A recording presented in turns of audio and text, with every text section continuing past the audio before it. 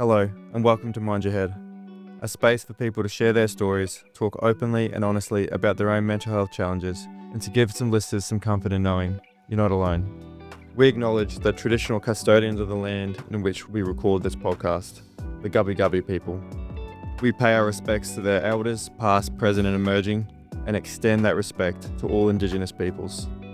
We honour their enduring connection to the land, waters, and culture, and recognise their invaluable contributions they make to our communities. Always was, always will be Aboriginal land. Welcome to Mind Your Head, Dylan. Really appreciate you making the time to come in for a chat today. Oh, thanks for having me, mate.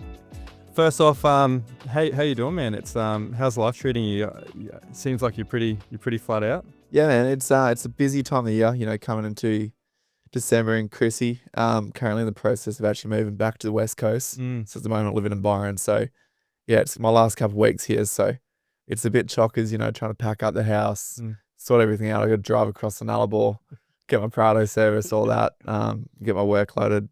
But no, it's good, man. I'm loving it. I feel like you like your life a bit busy, don't you? Yeah, it has to be, It does be on the go. Otherwise, I don't like being stagnant. It gets a bit boring. Yeah, does it? Yeah. So how's the move over been from WA to Byron, that transition over to East Coast? What Yeah. type of work was it? It was kind of just, I'm 21 now, and up until before I moved here, I was always living at home, and not the town I'm from is quite a small coastal town in WA. It's called Mandurah. It's about an hour south of Perth, and it's a very traditional town. Everyone has fire for there. Everyone, there's not many people in the creative space, which I'm coming from, and wanting to kind of grow as an individual and also within my business, I felt like I needed to kind of push myself out of my comfort zone a bit. So yeah, found a couple of mates who are on the same level from Sydney. We found a house in Byron, a tree house, and we're like, well, screw it. We locked in the lease and got a 6-month lease from June up until, a few weeks away, and yeah, drove across the country with not really much of a plan or how my work life was going to go, whatever, or what mates I was going to make, but it's been the best 6 months of my life. Has it really? Yeah, it's been incredible. Like just meeting so many new people, and especially in the creative space, and from the Goldie and Brisbane and the business opportunities that have arrived from it. It's been really cool. Life changing, eh? Yeah, it's been good, man. Yeah. Jumping in the deep end. Yeah. Only way to do it, isn't it? Yeah, 100%. How's Byron been at south of town? Do you enjoy it? Yeah, well, I chose Byron because I got one of my best mates who's been living there his whole life, and we used to do trips, most like November, December, would go visit him. And coming from a small coastal town, I felt like the Goldie is probably a little bit too much because I know I'm not the biggest city person, but Byron is a little bit more low key, a bit more chill, a bit more out of town. So I was like, I'll go do 6 months in Goldie, in Byron. Sorry, if I like it, I might extend for next year. But head back. Yeah, I know I do like it. I got to go home for summer, but I think next year definitely come back to either Byron or the Gold Coast. But yeah, for autumn. So let's talk about dive into your business, because I don't think I've told you this, but you first came across my algorithm probably over a year ago now with your little catchy day in the life video. Yeah, this is sick. Hell yeah. I don't know how it came across, but and I figured out once I watched the full video, all it sends me is all your videos now. Yeah, sick. Growing up, were you always sort of into creating content online? Were you always a creative kid growing up? Yeah, I got my first GoPro from mum and dad when I was in year 8, so I would have been like 12 years old. Yeah. It's when I was like around the same time me and my mates were getting into surfing, bodyboarding. And naturally, I was always the worst surfer, so I'd always end up filming with the GoPro. That's me. Me and the boys and on the water. On my bodyboard, filming the boys getting pitted and whatnot. When we were just frothing, we're like 12, 13 years old. Yeah. Just running the mark, going to the skate park, going to the shops, just doing teenager stuff. And I started like making YouTube videos back in the day, and really quickly fell in love with, documentation and storytelling and filming my life and, showing it to the world, and hopefully, having a positive impact. And coming into my later years of high school, when I was really starting to get done with school and realizing that it wasn't really, I didn't find it beneficial for me with what I was going to do after it. I started like a little freelance business, doing photo shoots for different businesses around my hometown back in WA. And then this year, as soon as I graduated school in 2021, started making those day in the life videos on TikTok. You're talking about documenting like me waking up, taking my dog to the beach, living like that very iconic Aussie lifestyle. And pretty quickly grew an audience, and kind of just been running with it for since then. So did you have any initial fears early on when you started posting videos to TikTok? In terms of like insecurities or? Not really, because since I started like younger on in high school, Yeah. I used to get picked on so much for them. Did ya? You know, when everyone's starting to get into like that age, you go to parties and drinking, I'd be out making YouTube videos with my mates. So I kind of got all those insecurities out pretty quick in high school. And then by the time I started, you know, building a following on social media, because there was a lot of hate that came along with it. Yeah. I was just like, you know what, I've been kind of dealing with this for a few years already, and I've always had this mindset. It's just like, it's just fuel to the fire. Yeah. You're really battle hardened. You were just like, Yeah. I was just like, yeah, I love this. When someone's got something bad to say about you, it's usually a reflection of them. So that's what I've sort of gathered, because when I first started this, you know, I didn't have really much social media. I kind of stayed away from it when I started doing this. I was like, I'm trying to do a good thing. I won't get I shouldn't get any hate. yeah, But you do. Like, you do get Yeah. people comment stuff, and I was rattled by it. Because I've never experienced that sort of stuff before. So when it first came my way over like videos that I'm trying to like create positive change and stuff, there's some people that like have commented on there, and my missus was like, "You're right." I'm like, I'm proper rattled by this.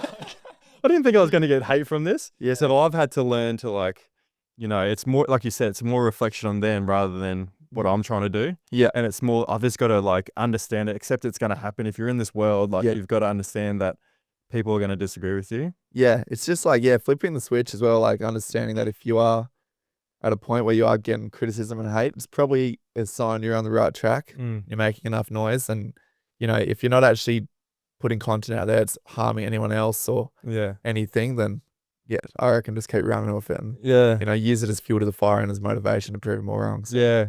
I had a guy, Andy Cooks, he's a famous sort of social media chef. He came on the podcast. Sick. And he was like chatting to me about, you know, sort of dealing with hate and that sort of, in comments and that sort of thing. He goes, my aim is to have 20% people that like me and 80% that hate me. I go, 80%. He goes, look how big the world is. If only 20% love you, that's all you need. Yeah. And I was like, oh, I never really thought about that. I've always thought about, you want everyone to like you. He goes, mate, just worry about that 20% that fucking love you and target those people, because they're the people that matter. The 80% that don't like you, they don't. Yeah, 100%. Yeah. And you just got to understand, if you're going to put yourself in a position to be online and to be seen, you got to be able to, you know, cop it.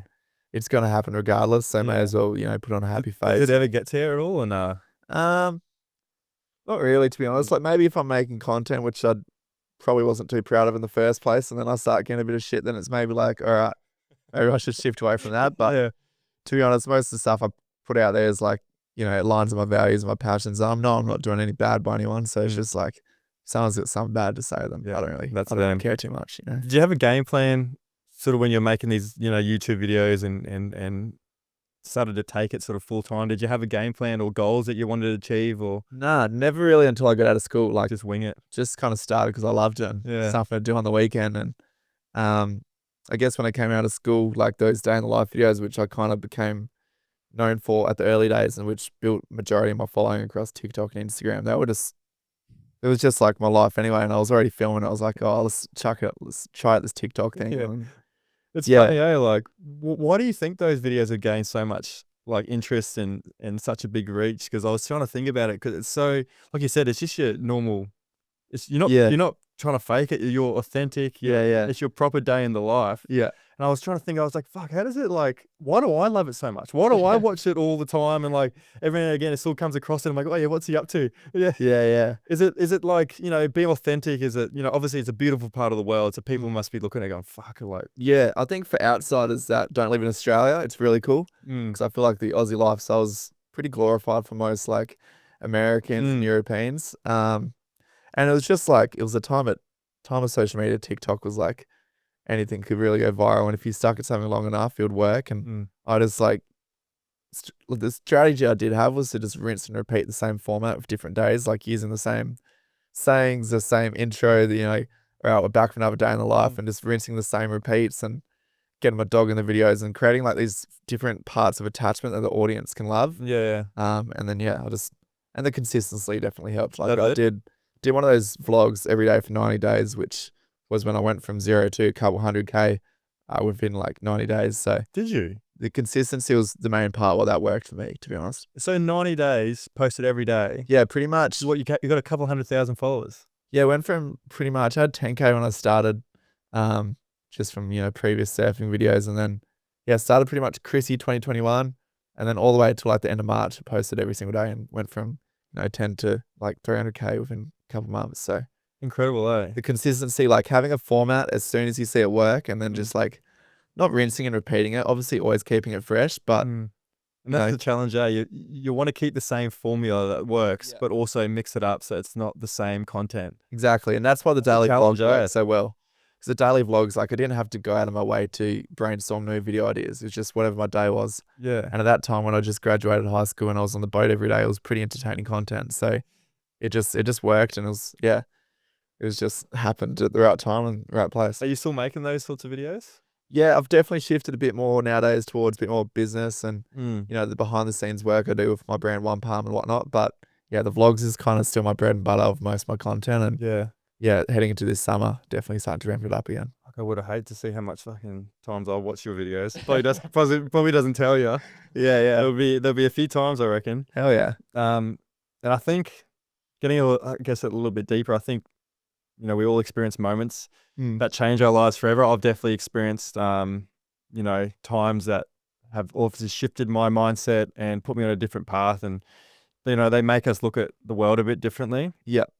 If you're happy to, what are some of your turning points that have shaped your life? Yeah. I'd say probably the biggest thing, I've gone through a lot of hardship in my life, especially during my high school years.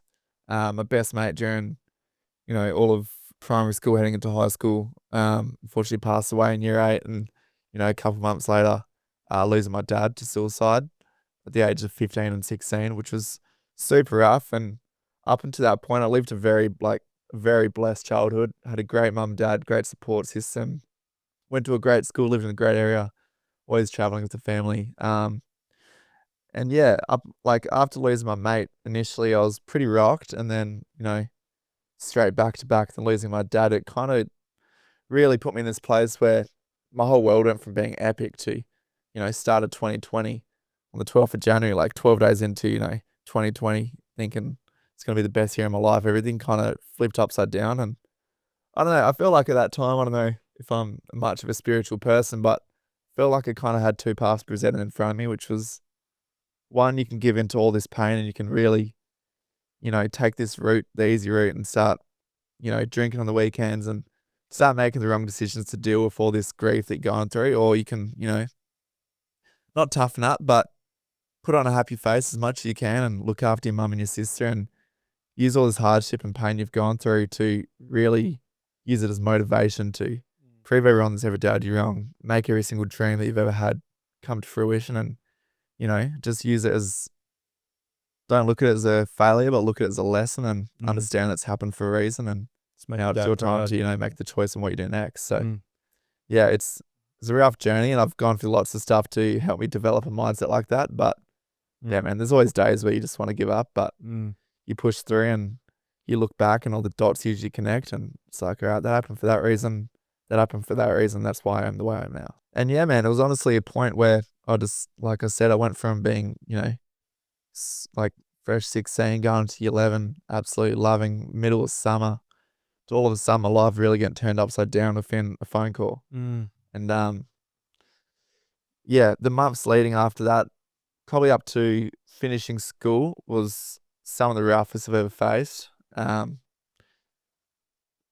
Yeah, I've never really been a big believer of depression, to be honest, but obviously going through that firsthand and afterwards feeling different symptoms of really wanting to give up and not seeing a light at the end of the tunnel, it kind of really started to, develop some bad mental health issues. But through the strength of my support network, my mum, my sister, and, maybe God, whatever was telling me there's these two paths to take. And yeah, somehow I just found the courage to, I don't know, use it as a lesson in my life and use it as a reason to keep fighting and, to make my dad proud up there and, to be able to put myself in a position where I can look after my mum and sister. And how is the relationship with your mum and your sister? Yeah, it's great, man. Yeah.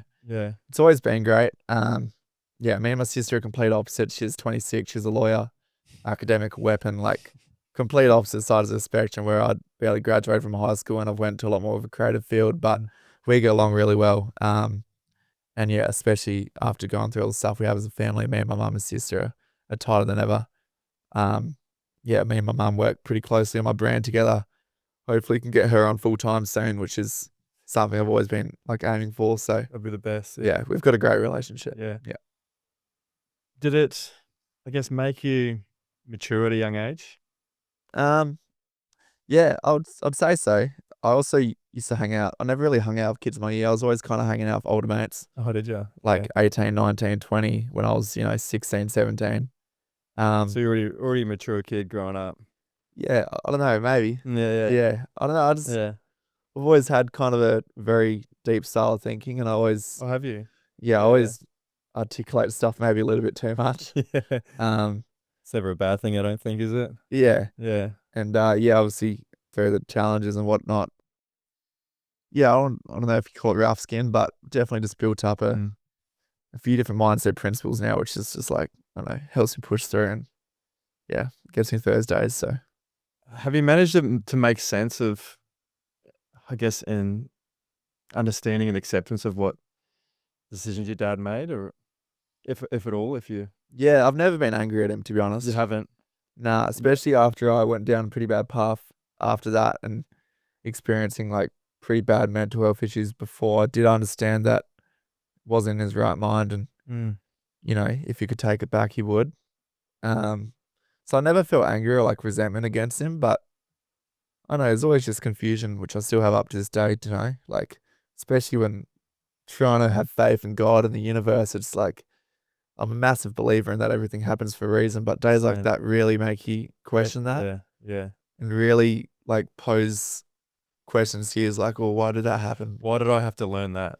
Yeah. And I love the quote that, if God was making someone to be a strong and like independent person, he would put them through hard challenges. So I try and keep on that. But yeah, there's definitely lots of questions I still have to this day. But Yeah, absolutely. yeah, I think it's, How dark were your days? Did you get into, drugs or alcohol? I think that was sort of my route that I took when I was sort of struggling. I just yeah, tried to numb it. I didn't want to face it. I tried to run away from those sort of yeah, emotions and feelings. And I thought, I was a young kid, so I thought the easiest way to do it was just to drink and do drugs and numb yeah, it all away. But that obviously that's just yeah.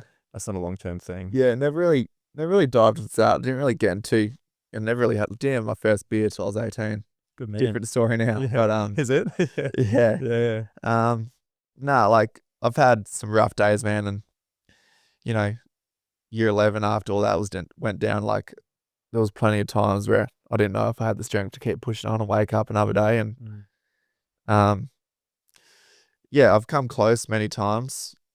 Never have had the balls to ever, put too much thought or action into it. But I've had days, man, where it's like you really just, even being an ambitious person, having crazy dreams, you wake up and going through this stuff and having so many questions about what happens to you. It's hard to like find hope that, there is happiness on the other side of the hardship. But Do you have a bit of head noise sometimes? yeah, for sure. There's always head noise, man. But What do you do to silence it? man, I've been pretty sweet for the last couple of years, and maybe it's because it's been still recent, like first 4 years, it's been still pretty numb pain.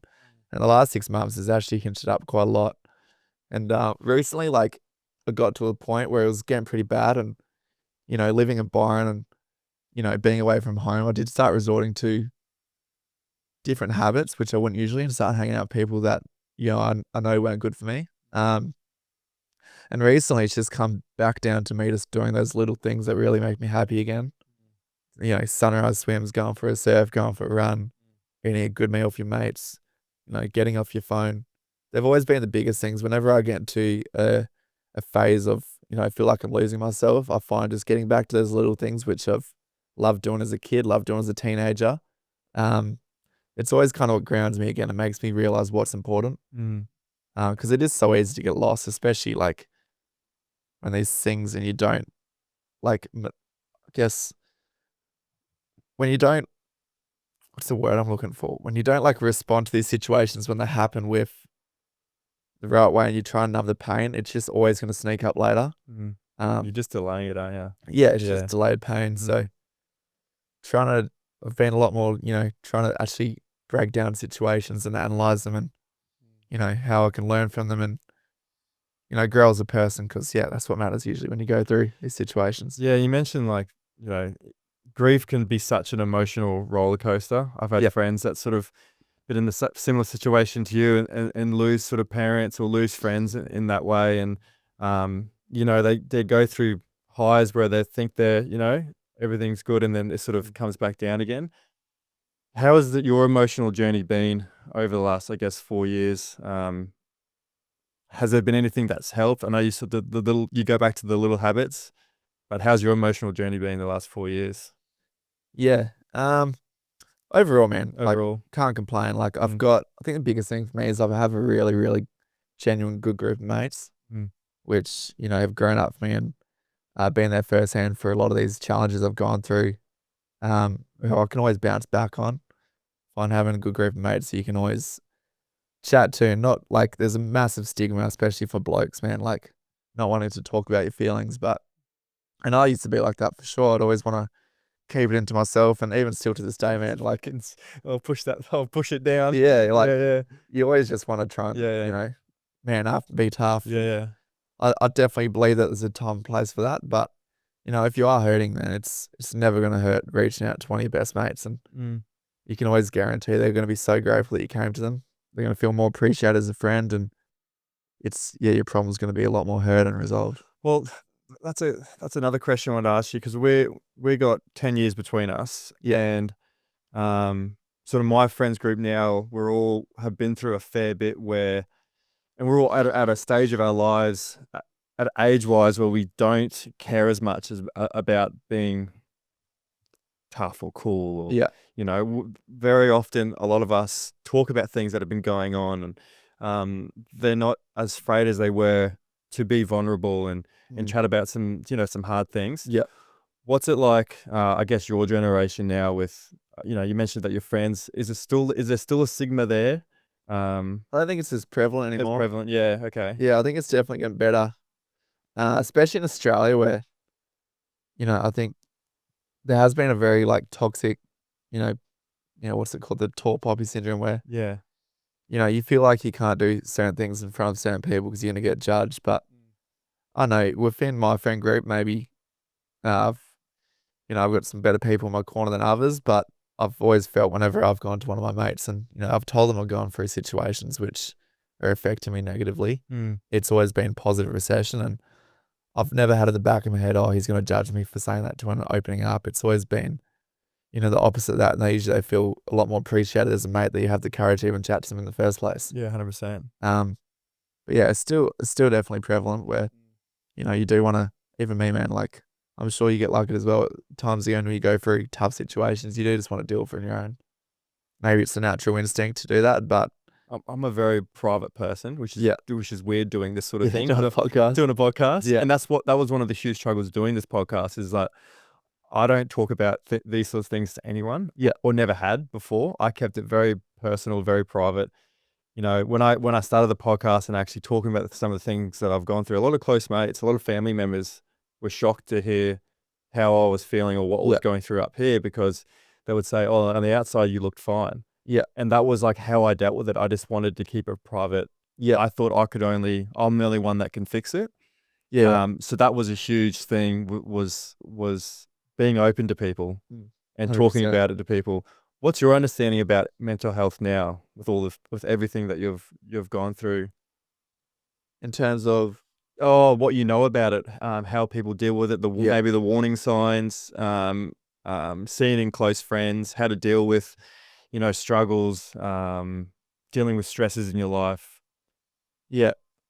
Yeah. I don't know. I think, man, it's a loaded question, but I know for me, when I've always looked back and I look at the worst parts of my life and when I've struggled with anxiety, stress, or, you know, depression, the worst, it's always when I usually tend to stray away from my most authentic self when I start doing things I normally wouldn't Mm. and, you know, getting into habits and routines that I know aren't good for me at the time, but have a lot of short term pleasure to them. It's that fake dopamine that we sort of chase, Exactly. isn't it? Yeah, yeah. Yeah. And then when I look back and look at the best times, it's always when, you know, I have probably the least amount of care for what other people think about me. I'm sticking to my daily things that I know are good for me, make me happy. Those like real interactions with other people, eating good food, moving your body, meditating, journaling. Um, yeah, I don't know. And then for mates, I think it's if you know your mates well enough, you can tell when they're truly themselves, and that's usually a good sign that they're in a good headspace. But it's not too hard, I don't reckon, to pick up on when your mates are off, and Yeah. it's never going to hurt to ask them a question if they're right. And that's something that I want to tell you, I really admire about you is that, you know, losing a father, you know, at such a crucial age of development, it can impact your sense of direction and purpose and stuff. And that's something that I really love about what you've done is that you've turned your pain into purpose. Yeah. And you've used it as fuel and your driving force for everything that you do now. And Yeah. I want to applaud you for that because, like you said, Appreciate it, mate. you know, you came to you know, there was a T intersection there. You know, you could have gone either way. Yeah. And you've chosen, you know, the hard road is the road that you chose, but it's the good, you know, it's the outcome. Yeah. You know what I mean? Oh, yeah. Normally the hard road's the good option. Yeah. Yeah, for the long term. For the long term, yeah. When was the moment that you decided to go all in on this passion that you've had, you know, making videos? That was like, straight out of school. So graduated finished school. I didn't even graduate. I didn't even get my attendance when you're 12. Because I used to always go wagging to go film videos and go surfing. So technically I never even got my weight certificate, which is like your West Australian education certificate. You don't need it, do you? Yeah, I was like, I don't know. I was like, in my head at the time, I was like, man, I love filmmaking, and right now I've got nothing lined up for after school, but I know that a high school certificate probably isn't going to get me into the industries and areas of life that I want to get into. And then finished school November 2021. Started making those videos on and off. I was working at a local surf shop at the time, you know, selling surfboards. I was surf coaching in the mornings in the shop in the Arvo. I was like, it's a pretty cool lifestyle.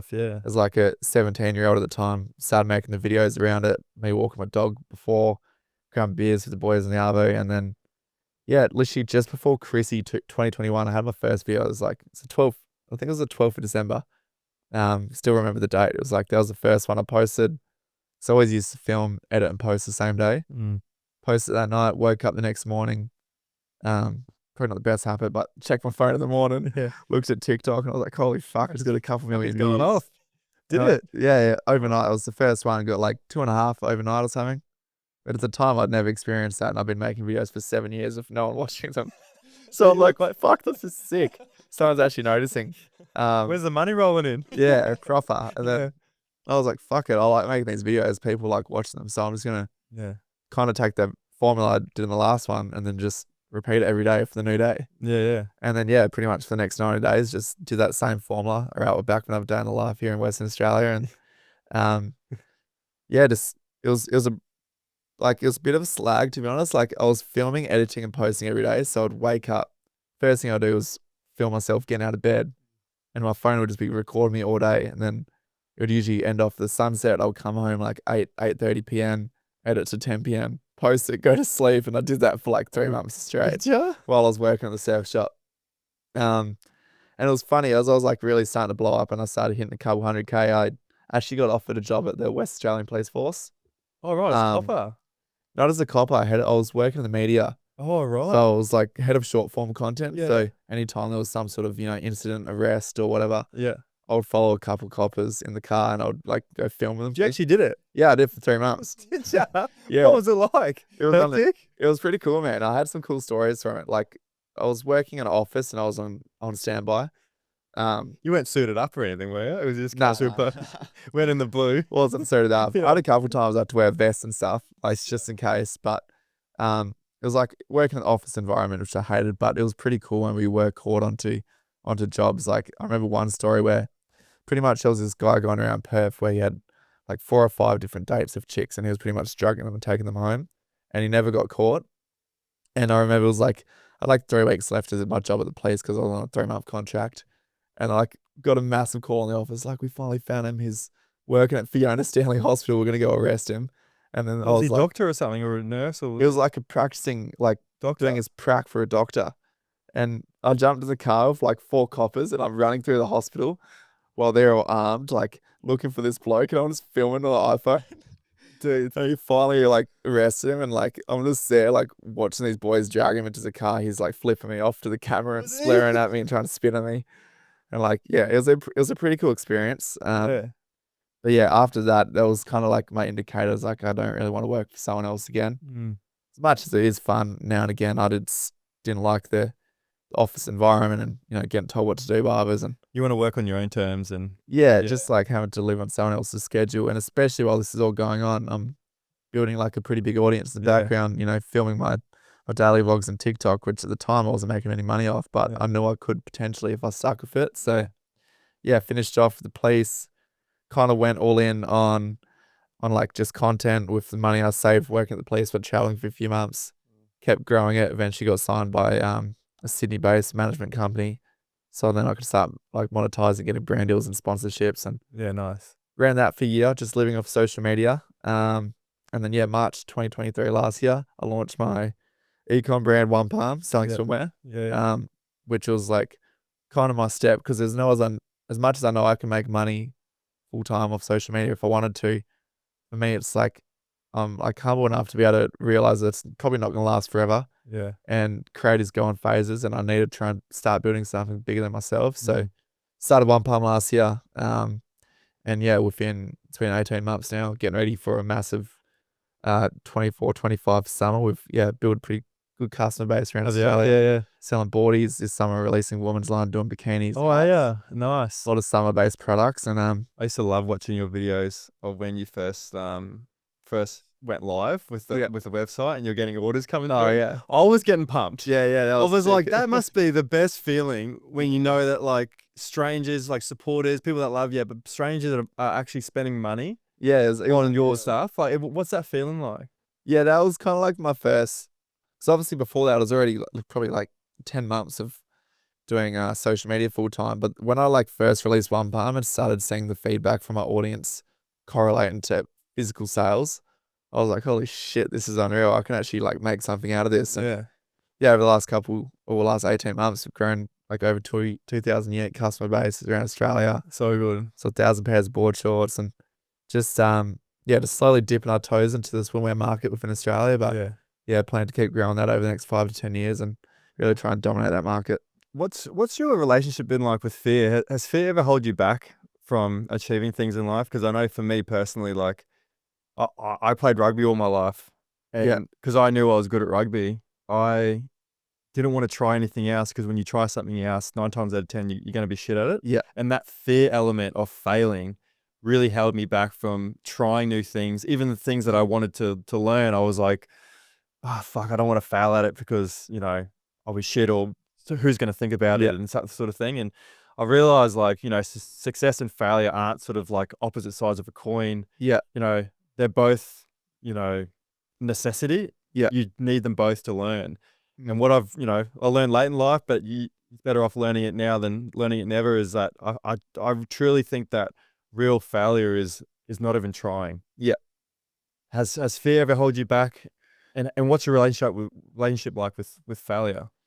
Yeah, no, I love failing, man. I think You do? I think failing's You need it. Yeah, I was actually reading this book on the way up this morning called Greenlight by MhP&x. Mate. Just started it, and I know one of the first things it was talking about is like a failure is like an orange light. Yeah. It's a stop sign, but it's going to go green eventually if you push through, and you be patient enough. But yeah, I'll actually show you my journal, man, after this. So I was sitting in bed last night at 11 p.m. because I couldn't sleep, and I was just like writing down my thoughts, and I was writing all about fear. It's funny. Oh yeah, yeah. But I don't know. Fear has never really been a factor in my life that stopped me from doing many things. Do you feel it though? You still feel fear? Definitely, yeah, for sure. Especially cold calling chicks and whatnot. But maybe that side a little bit. But yeah. in terms of business and like following my purpose, definitely not. Nah. Yeah, you're not afraid to take risks or anything like that. Or are you? Yeah, I don't know. Within business and like business, in terms of my career, no. Yeah. Definitely. I went bungee jumping a couple months ago. That was pretty scary. Did you? Almost pulled out of that. Try skydiving. Yeah, I don't mind skydiving. See, I'm the same. So skydiving doesn't look real because it's so high. I'm like, this doesn't look. I jumped off a bridge in New Zealand into the water. I was like, yeah. Fuck this. I can see the ground. Yeah, I did the same one. That was nuts. Like, Yeah, I don't know. But in terms of business and career, it's always just been like, maybe it's because I'm a bit younger. At 21, I've always yeah. had this mindset. It's like, man, if I try something now and I fuck up and look like a failure to everyone, I don't really care. Mm, I'm going to learn a lot more than if I didn't try at all. absolutely. And I think I've always been massive into meditation, and over the last couple of years, slowly developing a relationship with God and trying to have a lot more faith within the universe. And I feel like that's probably been the biggest factor for me for just knowing that what I'm going to put myself onto is going to work out. Yeah, okay. As soon as I've started to, trying to open myself up to not fighting against universe and just letting whatever happens. Just lean into it a bit more, Leaning into it. And yeah, I'm not religious, but I feel like spiritual wise, like I do feel like you said, everything happens for a reason. And the more I lean into the things that are more authentically myself, yeah, the more opportunities that start to happen. Yeah. And I look back on it now, I go, this wouldn't have happened if I didn't say yes to this, or Yeah. if I wasn't my true self and just not cared about trying to impress someone or try to be someone that I'm not. Yeah. And just fully accept this is who I am. Yeah. Regardless of what someone might think or judge me or something. And the more I've done that, the more these opportunities and doors start happening. And I'm walking through these doors and I'm like, fuck man, like where I was, a year ago to where I am now, and the people that I've met and chat with, and how this podcast is growing. Like this wouldn't have happened if I didn't lean into myself more. Yeah, 100%. Yeah. And just like you said, I think the first step to really overcoming fear is like looking at failure as just a stepping stone to success, and it's not a setback, and it's not a bash to your, to your momentum. And as soon as you can like really understand that you can look forward to failure, because you're going to learn a lot more from failing than not even trying at all. You start to look at fear as like, I don't know, it doesn't come as prevalent anymore. And when you start to look at the setbacks you have as all different dots, that when you look back in maybe years' time, they'll all somehow magically link up. They will. Let's work. But at the time, it doesn't feel like that. And like fear for me, like it used to, I used to run away from it. Yeah. And even that book, like I love that book there so much. It was actually the first book. Green Lights is the first book I've ever read. Really? I'm 33. Yeah. And Green Lights is the first book that I read from start to finish in like 2 days, and I read it about 4 or 5 times now. Yeah.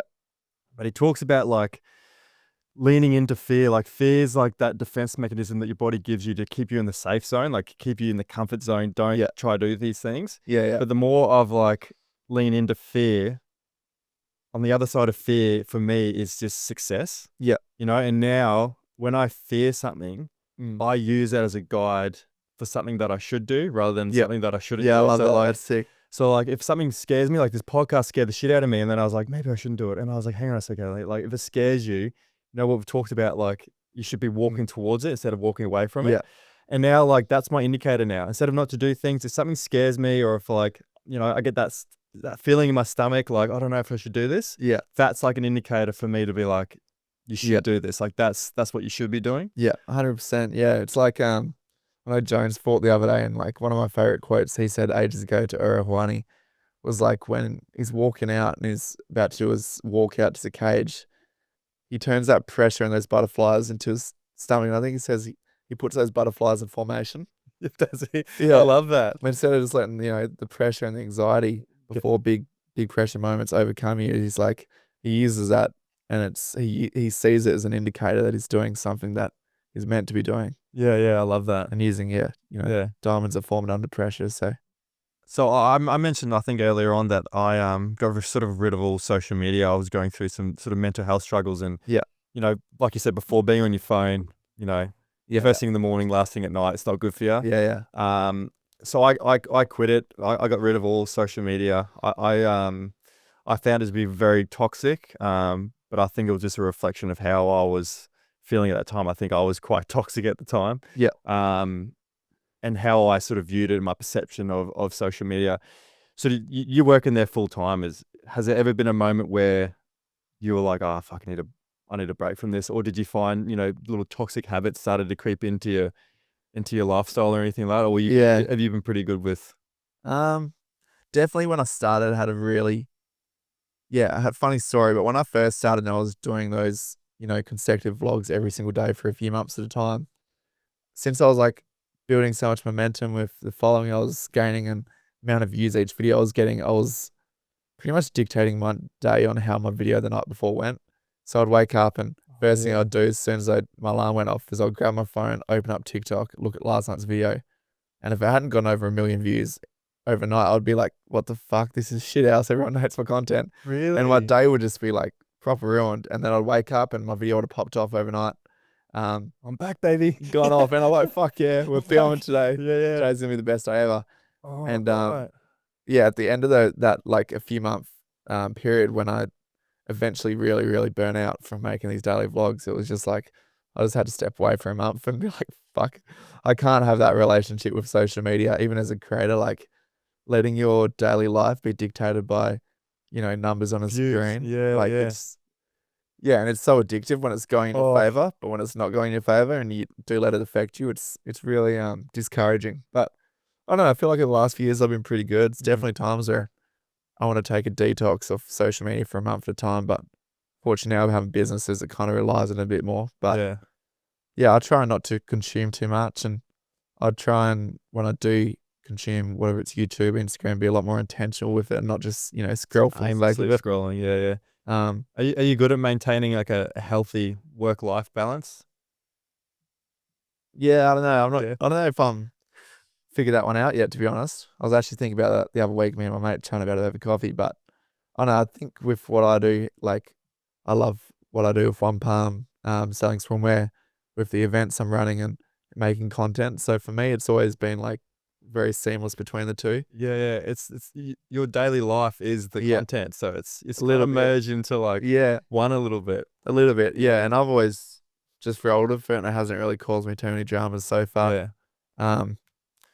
But yeah, no, I think there's definitely times where I need to definitely switch off more and put my phone down and try and switch off from, creator mode or business mode or whatever it is. But yeah, for the most part, I've been pretty healthy with it so far. Are you very you talked about meditation and stuff? Are you into your mindfulness? Or Yeah, recently actually, Yeah. I kind of, especially after this period I went through in the last few months when I was like down in the trenches for a while there, making really bad decisions and feeling super lost. Like I remember, start of October, man, like I was about to go on this few week trip to Lombok, with a bunch of different business founders around Australia, and flew home back to Perth for a couple of days before I went. And I remember one day, man, I went home. My mum was just heading out to school 'cause she's a teacher, and like I just proper broke down, like in my bedroom, just like I'm like, fuck, what have I done? Like, how have I let myself get to this position? Like, these habits I've been doing and hanging around these certain people, and were you disappointed in yourself? just really disappointed in myself. And Yeah. like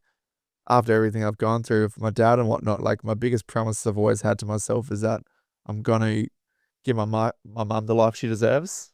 She's been there for me, helped me become the person I've been, and after seeing the pain she went through, losing, and obviously it was my dad, but like it was her husband, Your and life partner. her life partner, and trying to just dictate everything I do with the purpose of pushing in the right direction, that I can, retire her and buy her a nice house and give her the life that she deserves. Yeah, I just really broke down. But yeah, after that phase, I went on that amazing trip to Lombok. I kind of came home and I was like, all right, we're gonna start dialing the habits again. And yeah, I try and meditate first thing I do when I wake up, and right before I go to bed, journal every day and whatnot. And How are you with the meditation?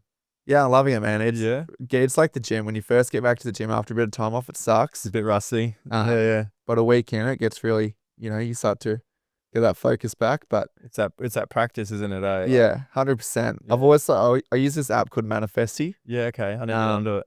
I seen Alex Hayes put on a story once. I was like, oh, I'll try it out. And like, it is for me, it's more of like a visualization manifestation than instead of just sitting there and breathing. Yeah. And yeah, it's like, it's sick, man. Like, Yeah. it makes it actually like, I look forward to doing it because it's like, I lay down and Therapeutic. this chick chats to me and she's like, vision your life 1 year from now. And like, you start frothing out and you come out of it feeling so G'd up. And And you need that, don't you? yeah, for sure. Especially just like, just keep you on balance with, the chaos of day-to-day life. Yeah. But yeah, I try and journal every morning. Journaling's been massive, just writing, what I'm up to for the day and how I'm feeling. And How long have you been journaling for? probably every year, Oh, really? every single day. Yeah. Nice. Yeah. Just in my phone. It's super easy. And if I'm having a shit day, I try and write down while I'm feeling shit. Mm. Sounds childish, but like it honestly helps. It works. Yeah, yeah. Yeah, you just break down maybe certain triggers that made you feel that way in the first place and how you can avoid them in the future. And You can trace it back more often than not. You can trace it back to, Yeah. you know, as simple as like eating. You know, Yeah. eat shit food, you're going to feel shit. 100%. It's just like, you like subconsciously, you just pick up so much clutter in your mind every single day from, the interactions you have to your work to, your training. And it's just like, it's really necessary, I feel, to sit down and just kind of organize your life and understand how you're feeling and understand what you're doing and why you're doing it. It's creating that connection with the mind and body. And Yeah. like, that's something that I'm still learning now is that ability to be present. Yeah. You know, like I've always, had a lot of head noise. Yeah.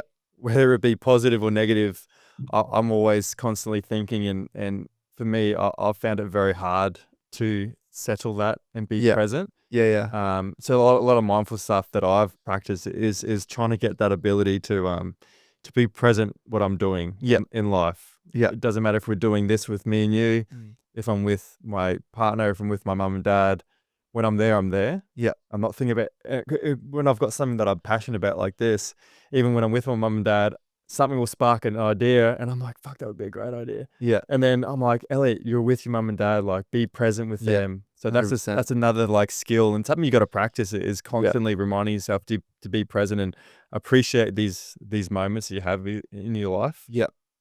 Yeah, 100%. Yeah. I think, the real fulfillment and joy in life is always found when you're really immersed in the current task you're doing, Yeah. whatever that is, and finding different ways that you can tap into that, present moment is, it's crucial. And we all want we all want success, however it looks for us. Can you share a moment when you realize success comes with its own challenges? Yeah, 100%. I find, success is different for everyone, and for me, it's what I've kind of really come down to. It's just like waking up every day and actually really looking forward to what I've got on for the day. Is like kind of what I define as success nowadays. Like today, I had a couple of meetings this morning in Brizzy. Now I got this potty, go home this Arvo, got training and dinner with my mates. And it's like I woke up this morning and like honestly felt so grateful for the day I've got ahead and so excited. And for me, that's like successful in itself. And obviously one day I'd love to own a nice house and have a great family and have a couple, empire businesses. But being able to really enjoy the journey getting there is so much more important because, if you don't, you get to the destination, you look back and you'll realize that all the fun and all the good times are made in getting to there in the first place. So Yeah, exactly. Yeah. What's been the most fulfilling moment in your life so far? Damn, that's a good question. Man, I don't know actually.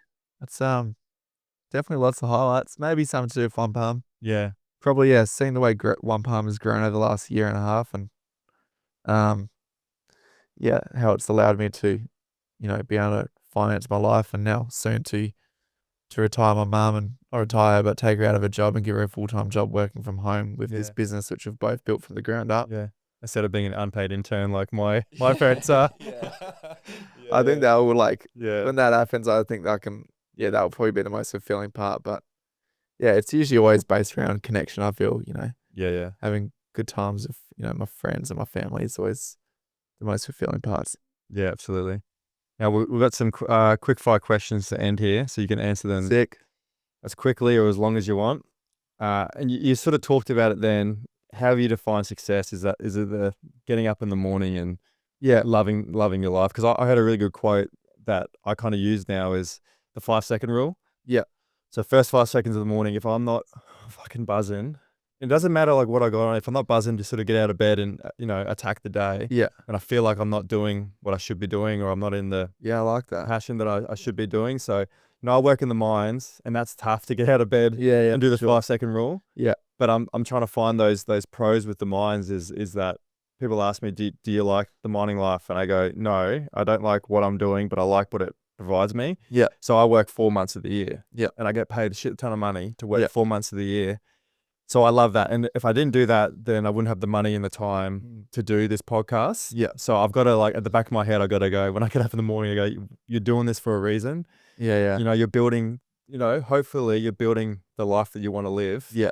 It's all aligned with where you want to get to. It's all aligned. And that's the Yep. thing that I wasn't before. I wasn't aligned. I was sort of just working, spending money and working, spending money. And I'm like, what am I actually like, what am I doing here? Yeah. What direction am I heading in? So Yeah. that's been sort of my success is getting myself aligned with what I want to achieve in life. Yeah. Yeah. And I feel like sort of work used to be up here and like sort of the podcast used to be down here. But as like I said to you before, it was like leaning more into your authentic self. It's sort of like coming up here now, and it's sort of like almost balanced. Yeah, And I think down the line there will be a time where I'll have to make that scary jump of like the full shift. which is what I'd rather be doing this with you every day than spending a week out in the pit. Yeah. And I think with that attitude and rocking up every day and understanding where you want to get to, man, it won't be long. Like you got 40 episodes banked. Yeah. Like you're putting in the work and I think it'll definitely pay off. But like you said, it's just I feel like the best times of my life, I've said that a few times today, but like the most fulfilling parts of my life was when I feel like I'm making progress, whether it's in my health or my business or relationships, and waking up every day and feeling genuinely excited for what's about to come is a great indicator of that. Are you chasing that, every day is growing? Yeah. You're trying to get better every day. Yeah. If it's a little bit, it's just trying to get a little bit better. Yeah. It's my favorite quote. It's my alarm clock. Another day, another W. Oh, is it? I love that. Yeah. Just trying to, even if it's 1% or trying to be a bit more kind or whatever it is. What's a lesson that you've learnt the hard way?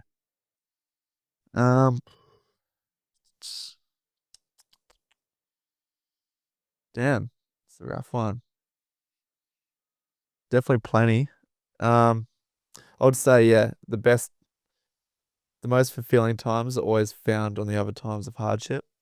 That no matter what, no matter how dark it does seem, there's always a light at the end of the tunnel. And that's been something I've really had to reassure myself plenty of times and develop that framework. But understanding that no matter how rough your situation feels or how dark your days feel, how hard it is to get out of bed, there's always a light at the end of the tunnel, and that every storm is going to have the sunshine through at the other end. So I love that. Is there a particular memory or moment with your dad or with your family in general that you cherish forever? Yeah. You see, we used to love soccer growing up, and me and my dad used to always go kickball every Sunday. He used to play guitar, and we used to try and learn Sticky Fingers songs all the time together. Oh, did ya? Yeah. Did you play any? I can't. I'm terrible. He was always good on the guitar. And was he? Oh, nice. But we did lots of travel when we were younger. He was Irish, so we was go to Ireland every year, and we'd make a trip to Europe out of that. Yeah. Super fortunate. Like I've got great memories of my dad going to Paris and Italy and whatnot when I was amazing, like 8, 9 years old. So yeah, there's plenty good ones to cherish. And last one, your legacy. How do you view that? What do you want to leave behind? I just want to try be truly inspiring, and I want everyone that comes across my content or my business or even me in person can walk away from a conversation or a piece of content I put out there and be like, feel inspired in whatever aspect of their life that may be, whether it's within finding a bit more happiness in their day-to-day life, or if it's in their relationships, whatever it is. I want to try and leave my conversations of people and people that follow me on social media and that come across products I sell with inspiration. That's kind of always been the driver after everything that's happened. So to have that positive impact on people, it's exactly what I'm sort of trying to do at this with the podcast too. So I feel thank you so much for coming in today, mate.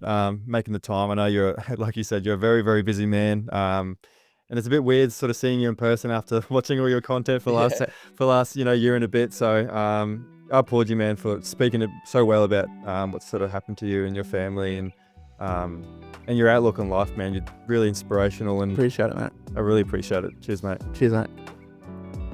Thanks so much for listening to another episode of Mind Your Head. If you'd like to support the show, be sure to subscribe to us on Apple Podcasts, Spotify, YouTube, wherever you listen to your podcasts. It really supports the show and helps others discover us.